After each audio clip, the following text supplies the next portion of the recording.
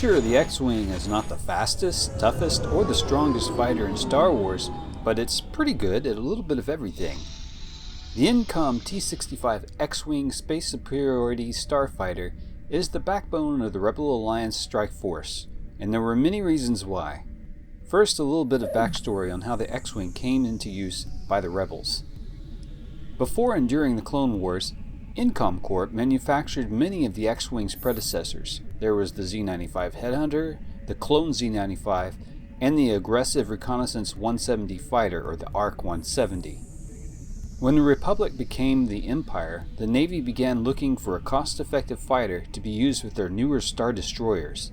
The T-65 Xwing was one of the proposed designs. However, Imperial politics are fraught with favoritism.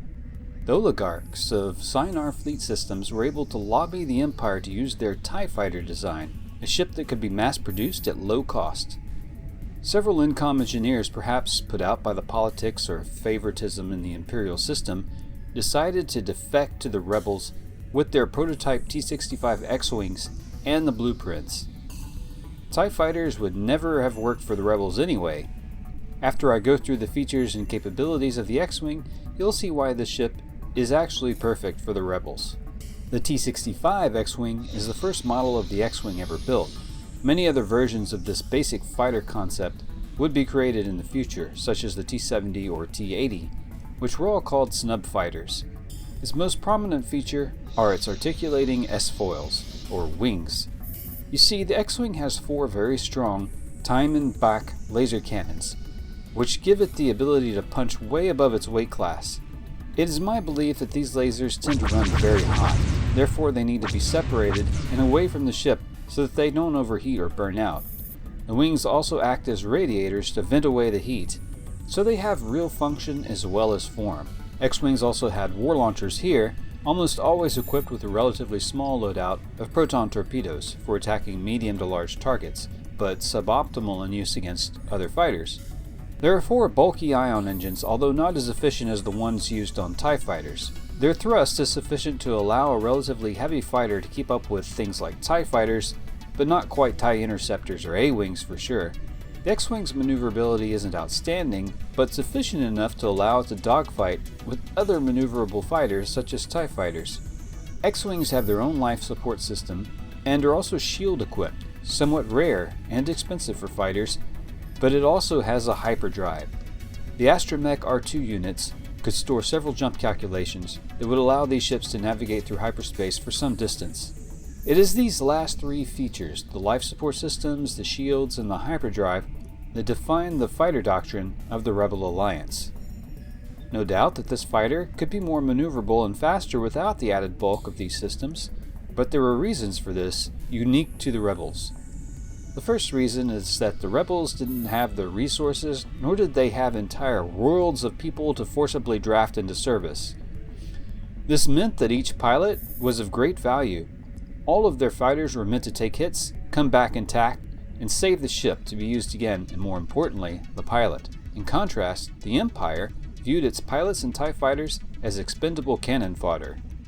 Also, when you're fighting against a superior adversary, you must have the options and versatility to hit them quickly where they are vulnerable. You need to be able to strike quickly at the underbelly of the beast, draw blood, and then fade away before it has a chance to respond. The Rebels could use a small carrier or a surface base from which to launch their long-range attacks. They would hit things such as Imperial convoys, supply lines, weapons manufacturing facilities, communications relays, and depots, and they could escape back into hyperspace when Imperial forces finally arrived on grid. The Rebels were already using Y-Wings and modified Z-95s. Remember, Z-95s are also Incom designs for space guerrilla warfare. But the Z-95s are not adequate to escort the Y-Wings. Things like V-Wings and TIE Fighters could easily destroy them. X-Wings were the answer.